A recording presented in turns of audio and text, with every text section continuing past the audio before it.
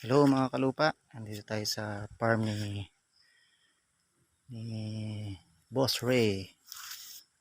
Dito pa rin tayo sa Bamban. Yan. Ito yung rest house nila. Yan si Boss Ray. Tingnan natin sa loob. Oh. Ayan, nakuha namin saba. Tsaka yan. Yung puso.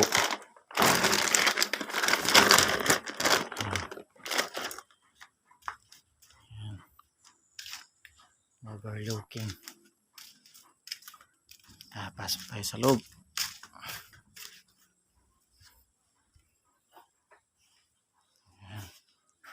Ang kwarto niya. Ang kusina nasa baba. Tingnan natin sa kusina. Si boss. Ano? Ganda. Tayo sa taas. Natin rooftop. Yan, ganda. Makaka-relax. Oh. Ganda oh.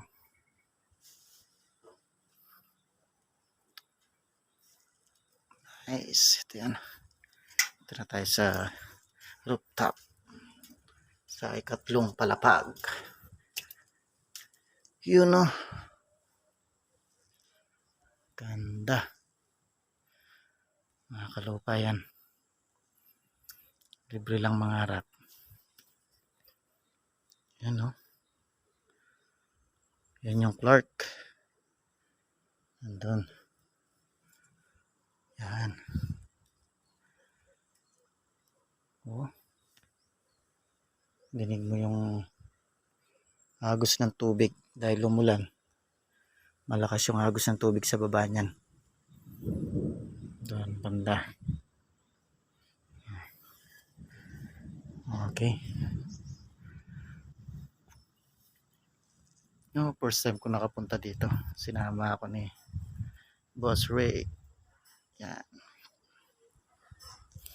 Yan, dyan namin kinuha yung mga saba. Saging. Puso. Ang dami pang bunga pero hindi pa matatanda yung mga bunga ng saging saba. Yan o, kapaya. Wow.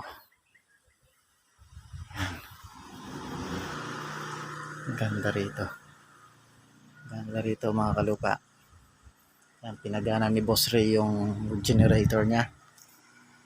Naririnig niyo mga kalupa. Doon, nagana ng saba. Wow. Ang lamig. Kasi may nanghangin. Yan, baba na tayo. Ay. Nakaka-relax dito. Nakakawala ng stress mga kalupa. Sarap mag-chill-chill. Yan.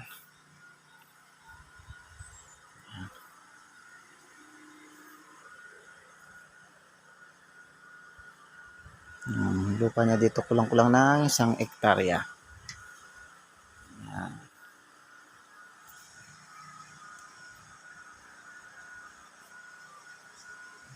Lupa. Yan. Yan. Ganda.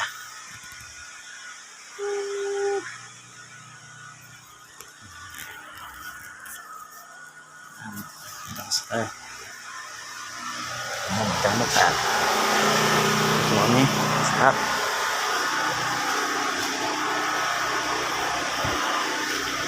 Sarga.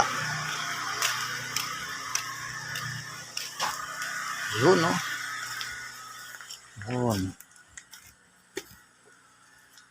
Pero may kalabaw.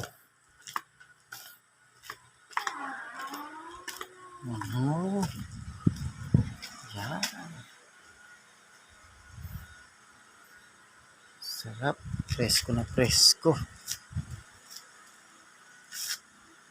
Grabe. Yan.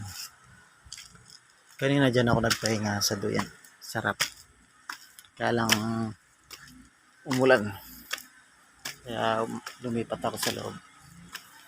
Yan. Yan. Hindi makakit dito yung sasakyan na hindi 4x4. Kasi yung daan medyo malalalim yung iba. Yung daan ng tubig, yung agos ng tubig. Kaya yung daan lumalim. Saka mabato, malalaki yung bato. Kaya napalaban yung Raptor nito sa iyo.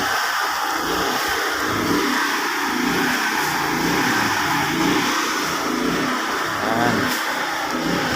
Mga kalupa, yun na.